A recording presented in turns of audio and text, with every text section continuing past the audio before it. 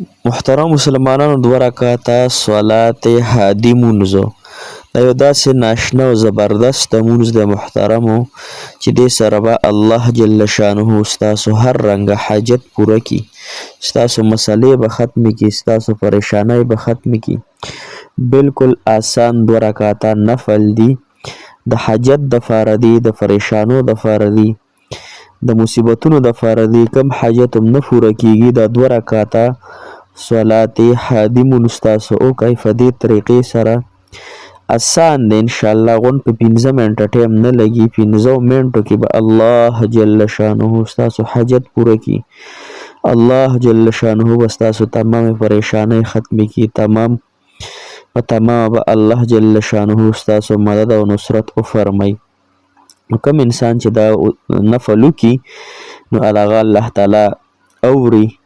بلکې د ټولو انسانانو الله جل شانه اوري. او الله تعالی فرمایي چې د ټول نه نږدې انسان ماته هغه دی چې په سجده کې خپل تندی خپله پوزه ماته مږي په مصله باندې، دا انسان چې څه غواړي هغه زه دله ورکومه. خو د آخرت په باره کې ما نه سوال کوي، فورا ورته هغه الله جل شانه ورکوي.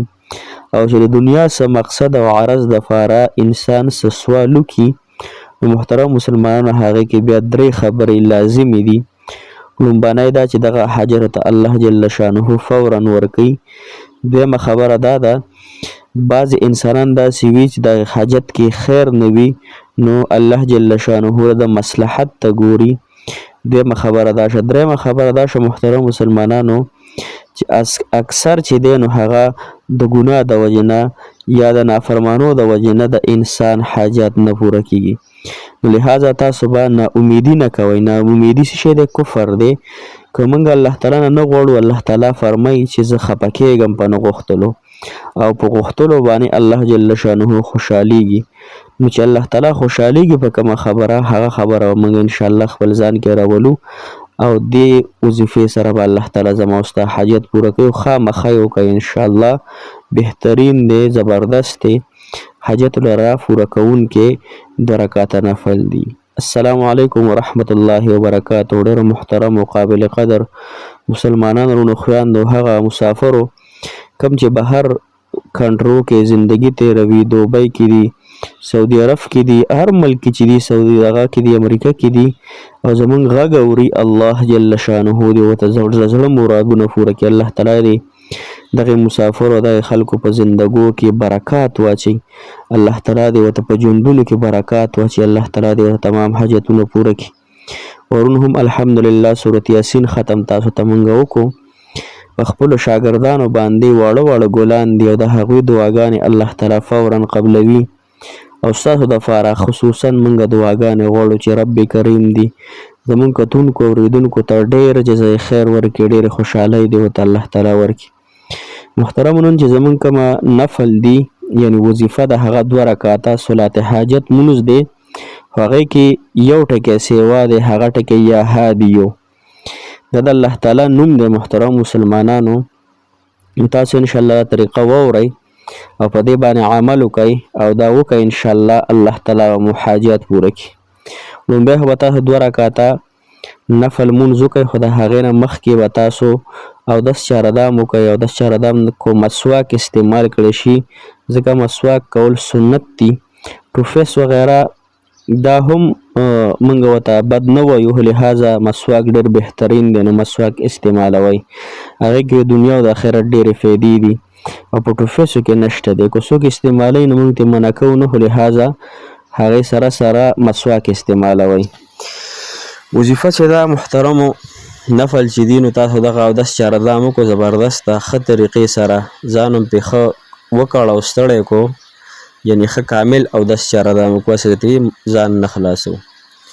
هغې نه پس به راشو مصله باندې به نیت وتړو، 2 رکعاته صلات حاجت مونځ کوم.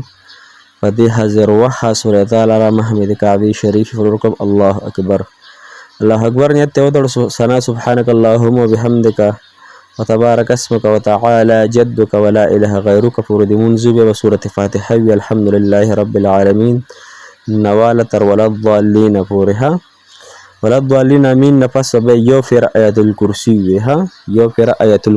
الکرسی خامخا زده کوي الله لا اله الا هو الحي القيوم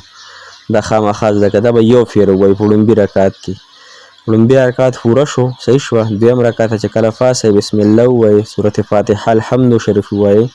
د هغې نه پس سورة اخلاص قل هو الله احد الله الصمد دا به تاسو یو فیر ووایي صحیح شوه سلام به بیا وګرځوئ یعنې دا 2 رکعته نفل ستاسو پوره شو سلام به وګرځوئ سلام نه پس په یو سا باندې هلسې سا به واخلئ خو اوږده او بیا به یا هادیو یا هادیو په یو سا کې چې څومره پیرې ویلی شي کو 9 پیرې دي وي کو 10 دي وي کو 11 دي وي چې څومره دې ویلی شو یا هادیو یا هادیو یا هادیو دا به ووایې په یو سا باندې ها د دې نه پس به بیا یوه سجده ولګې سجده چې دی ولګوله په سجده کې به محترم مسلمانانو 11 پیرې درود ابراهیمي ووایي ها په سجده کې 11 پیرې درود ابراهیمی په صحیح طریقې سره په ګوتو به شمارئ درود ابراهیمی نه پس محترم مسلمانانو تاسو یا هادیو دا به 11 پیرې ووایي ها یا هادیو یا هادیو یا هادیو 11 پیرو نه پس بیا 11 پیرې یا قاضی الحاجات یا قاضی الحاجات یا حل المشکلات یا قاضی الحاجات یا حل المشکلات آسان دي ها یا قاضی الحاجات یا حل المشکلات دا به 11 پیرې ووایي د هغې نه پس محترم مسلمانانو لا اله الا انت سبحانك اني كنت من الظالمين لا اله الا انت سبحانك اني كنت من الظالمين دا به ووایي د هغې نه پس په 11 پیرې بیا درود ابراهیمي ووایي دا پوره شو په دغه سجده کې دغه سجدې نه به سر پورته کښېنه بیا به محترم مسلمانانو خپل تندی خپله پوزه دا په دې مځمکه پسې داسې راکاږي سولې به پسې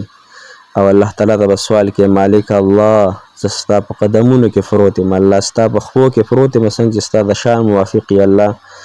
الله ته په خپله فرمایي چې ما ته د ټولو نه نږدې انسان هغه دی چې په سجده کې وي په عاجزۍ سره ما ته تندی او پوزه موږي الله زه اوس عاجز یم ګناهګار یم الله سیاکار یم خطاکار یم الله ستا نافرمانه یم الله خو ته رحیم الله یا الله ته کریم الله یا الله ته حاجت روای ته مشکل کشار رب الله ما خالی لاسونه مه بوځې مالکه الله سترګو نه به اوښکې بوځې مالکه چېرته لاړ شم الله بل در خو مې نشته دی الله ستا نه بل سیوا خو زما رب نشته دی الله ستا نه بل سیوا خو زما حاجت روا نشته دی الله که ته زما حاجت نه پوره کړي الله نو زه چېرته لاړ شم الله که ته زما حاجت پوره کړي الله ستا په خزانو کې کمی نه راځي الله که ته پوره نه کړي سیواوالی پکې نه راځي الله ستا ذات لوی دی الله ستا شان لوی الله ستا خپل شان موافق الله د خپل لوی ذات د مالک الله د لوی ذات هغه واسطه را تا ته الله ته د خپل لوی کرم او د رحم واسطه ده الله ته جناب محمد رسول الله صلی الله علیه وسلم د ښکلو زلفو د ښکلې چهرې واسطه ده الله زما د حاجت پوره کړي الله ما نور مه کړئ الله که د ګناهونو د وجې نه زما حاجت نه پوره کېږي الله ما توبه د ګناهونو به نه کوم الله زما د حاجت پوره کړي یقینا په الله چې ډېر زیات الله